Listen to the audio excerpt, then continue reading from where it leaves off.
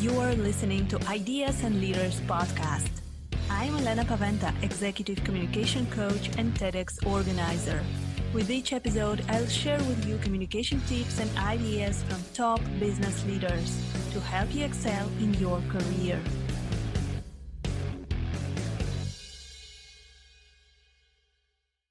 Hello, welcome to the next episode of Ideas and Leaders podcast. Today I'm speaking with Grant Tate. Hi, Grant. Hey, welcome. I appreciate the chance to be here. Thank you so much. So thank you so much, Grant, for joining us. Grant Tate is a servant leader, is a transformational coach, business consultant who helps people learn how to thrive in our chaotic world. Grant is the CEO of Bridge Business Transformation. So Grant, I'm so happy to have you here today, and I'm looking forward to speaking about leadership with you, about the topic that we're both passionate about. So maybe first, Grant, can you tell us a couple of words about yourself? What are you doing in your work? What is your methodology of work? So our company is a small company located in Charlottesville, Virginia, USA. And we work primarily with small growing organizations, high tech in many cases, biotech, as well as computer technology. And we try to empower people to make change. We try to identify and work with growing leaders. And one of the things I said to one of my clients this morning, when you're looking at an organization and the organization needs change, the first thing you look for are the change people. I call them hot nodes, people in the network who are real thought leaders. And the second are the black holes, the people who are basically weighing down the organization and not pulling their weight. And if you want to really change the organization, you work with both of those ends. You try to, in a short word, we say, fix them or fire them. So don't just get rid of people without considering how you can help them. But they, on the positive side, try to help the change leaders be even more effective. And therefore, we use coaching, we use different elements of assessing the team. We provide personal assessments, which is usually quite helpful in helping people find themselves. And the book I've written fits within that in a way, because the two important questions that we've found are important during the pandemic. Mm-hmm. And those your book is called Hand on the Shoulder, yeah?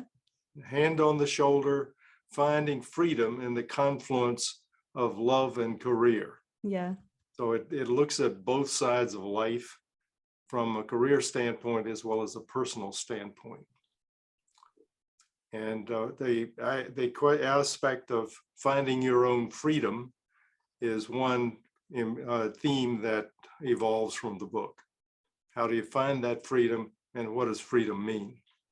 Yeah, this is a very interesting concept. I think that we, on our podcast, very often we are speaking about leadership, but very often we're speaking about self-leadership, about the fact that we have to first be leaders for ourselves, and only then we'll be able to manage and to lead others. So I think that I will be really interested to find out more about your book. But first I wanted to ask you, Grant, about leadership. So what do you think is a leadership? So who is a leader, and what are the most important characteristics of a leader in the organization? Well, academically, 20 or 30 years ago, a lot of researchers were trying to answer that question. They thought that if they could just define the characteristics of a leader, then once we say we have those characteristics, then let's measure people against that set of characteristics.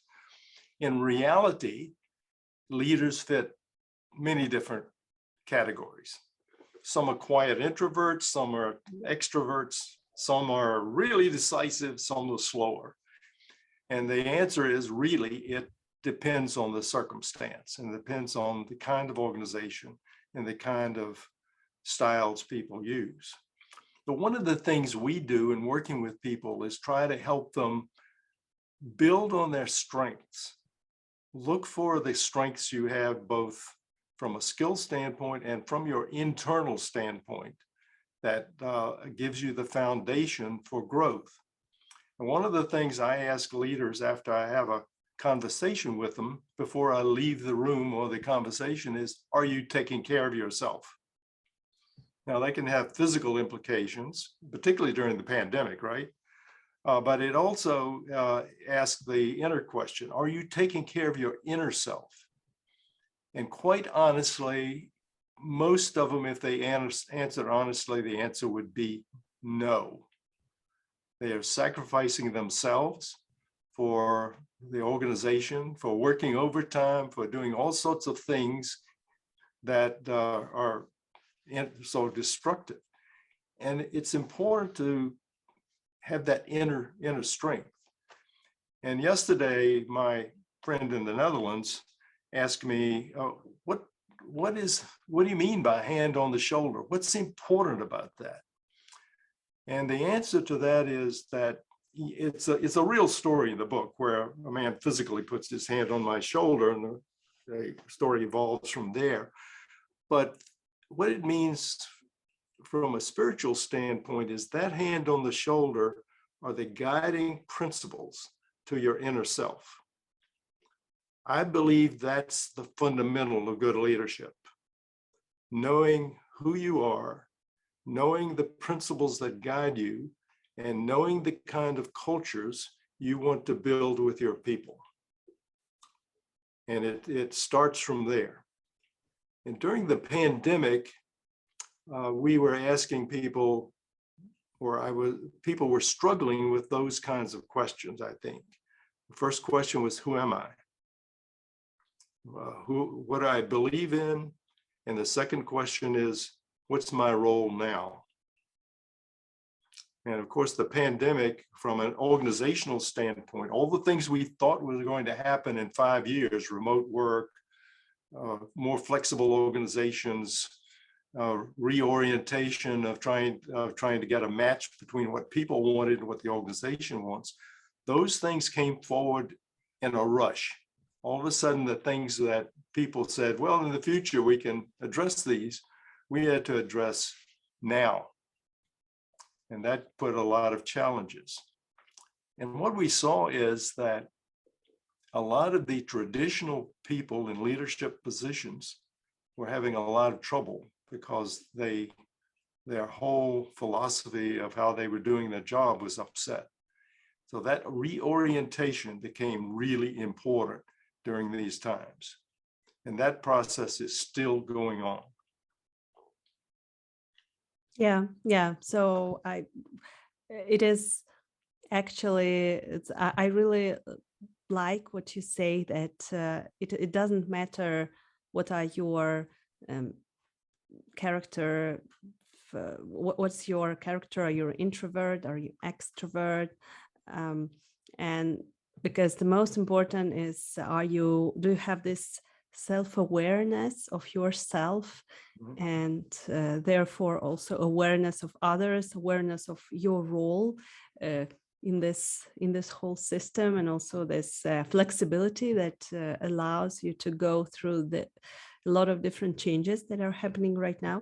So based on your book, Hand on the Shoulder, what are those most important questions and most important steps that we have to go through in order to actually obtain this self-awareness as a leader?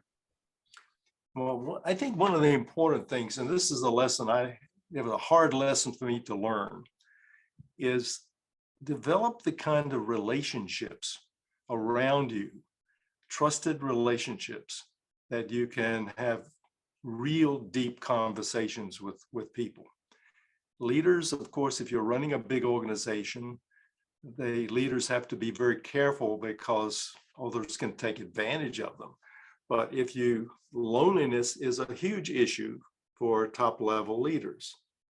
So develop the kind of relationships where you can have trusted advisors that you can turn to when things really get difficult, and when you get other viewpoints about difficult decisions. And if you take that you might call the inner circle, but then what kind of relationships do you have with the people in the organization? What kind of openness do you encourage? Do you encourage people to speak up? Are you free to speak up and talk to people in a caring way?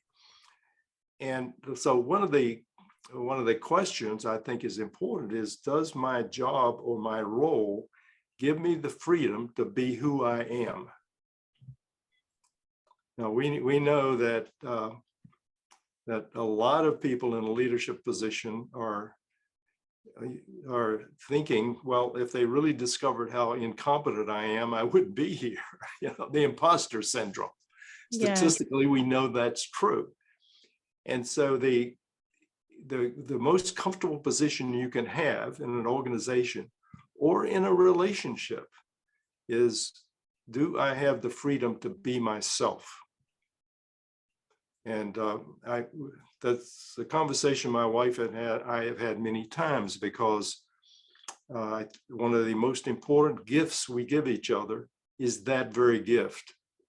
We can each be ourselves, and we care about each other because we know who each other really is. We're not acting or trying to behave in some false way.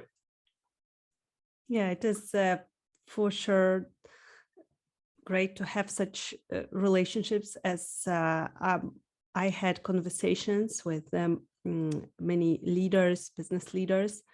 It is common that the higher we go in the organizational hierarchy, the less such trusted relationships we have. Mm-hmm. And we are getting more and more lonely, and right. We have less people that we can really call our friends or good colleagues. So do you think that there is a way how we can actually maintain those trusted relationships and at the same time moving forward in our career? Well, one of the things that we talk about a lot when we do our personal assessments, we can measure empathy, for instance. So one of the things we tell people is slow down. When you're talking to someone, just take the time to get to know them. Put up your antenna and listen. And we have a little saying, it's like called WAIT, and it stands for, why am I talking? Now, I don't know how that translates to other languages, but in English, it's a nice little acronym.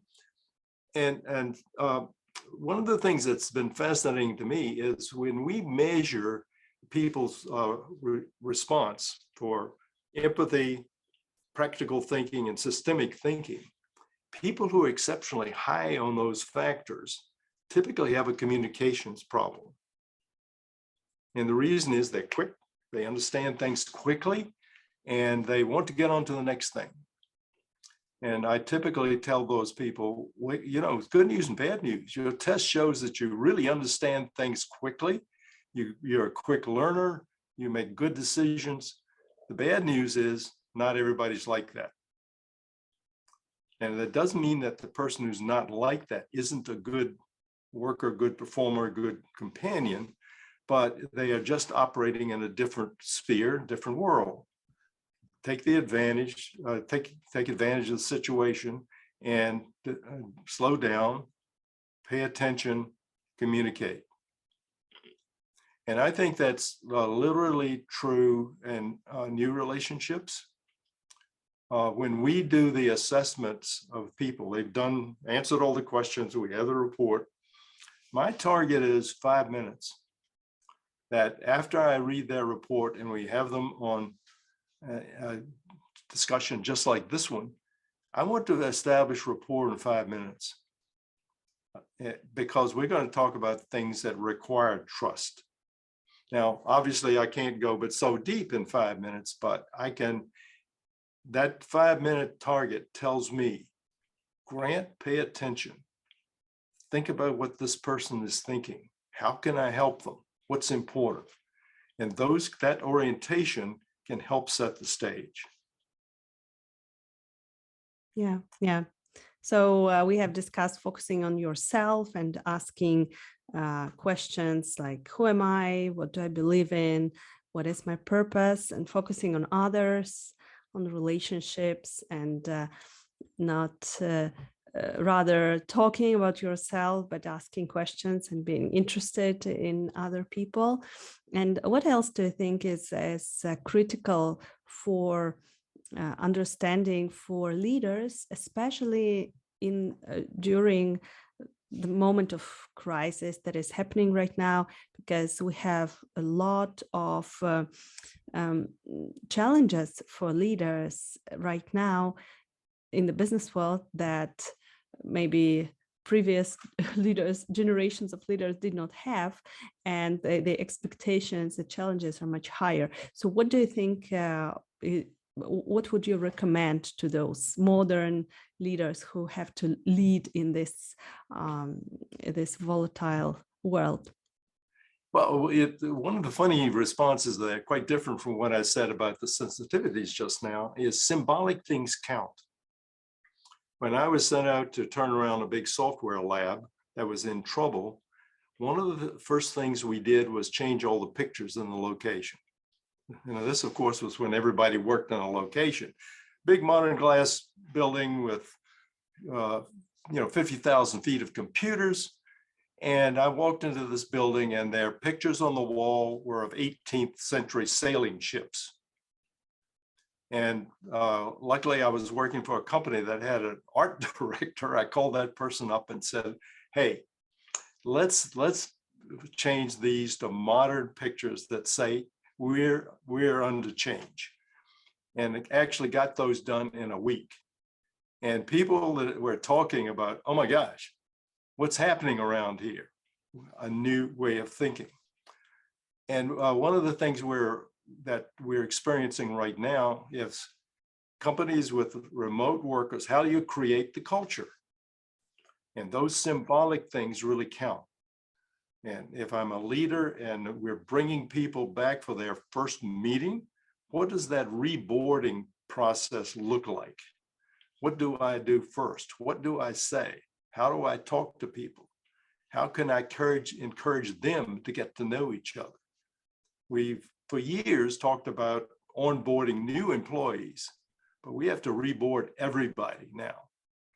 And so I think that sense of renewal is something every organization needs to think about in these times.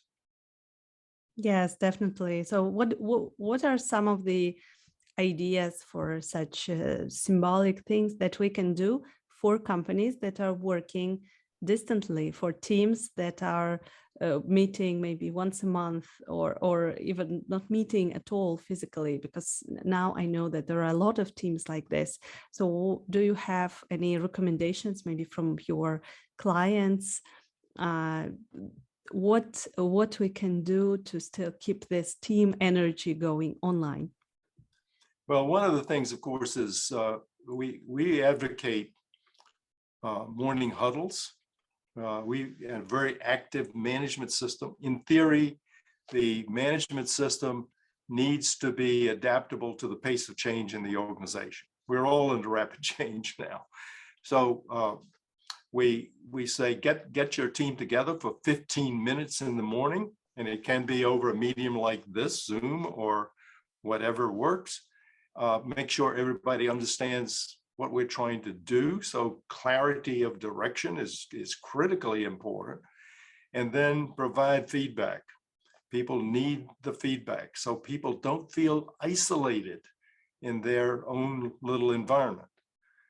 And so that, then encourage communications among the team themselves as well, so that people don't sit there in their own space and just staring at the computer all day. And we know that people come in a variety, just as leaders do, so do people's work schemes. Some people need guidance about have a very organized work schedule. Others can organize their own work schedule. So we have to deal with those differences. So communications is super important. Overemphasize it now. And part of that management system is just keep people informed. So one of my clients has years ago, they had a laboratory group, and then they had a bunch of PhDs telling the lab group what to do. And the CEO said, "We have a communications problem. Could you come help us?" So we did a survey, and I went back and said, "Yes, you have a communications problem. Here's what it looks like." And I said, I could set up a communication workshop for you and all of your people, and here's the cost. But you could start morning huddles, 15 minutes a morning. And guess what alternative they picked? Well, they did the morning huddles, and then put in other meetings that once a week they say, what have we done this week? What do we have to do next? And then have a monthly research agenda. And then 6 months later, we went back and measured again, problem gone away. And that was just an action and procedural approach to solving that problem, not some fancy seminar I could do. Yeah, that's a very interesting and inspiring example that we can do just a little change and make it constant, keep going, and then it can change our company and our team culture and people behavior also. So Grant, thank you so much for your sharing your experience with us and your leadership wisdom. So if you were to leave our listeners with one piece of advice in the end of our conversation, what do we need to pay attention to actually be great leaders right now in the modern world? What would it be? I would say take care of yourself, know who you are, and choose your both personal and your business partners carefully, and cultivate those relationships. Great. Thank you so much. So Grant, if our listeners want to reach out to you, where they can find you? The easiest thing is handontheshoulder.com. It's a site for for the book, but also within that is a link to our coaching and development program, and that will be expanding on that website over the coming weeks. And if you want to reach out to me, my email is on that website, and that's an easy way to do that. And I'd be happy to talk to anybody who would like to explore more depth. Perfect. Thank you so much. We'll put all the links under the episode so that our listeners can immediately jump there and see your book and connect with you. Thank you so much, Grant. It was such a pleasure talking to you today. Well, thank you so much. It's been a real pleasure to work with you. Thanks. Thank you for listening to Ideas and Leaders podcast. Did you enjoy this episode? Let me know that you listened by tagging me in your LinkedIn profile and using a hashtag Ideas and Leaders. See you in the next episode.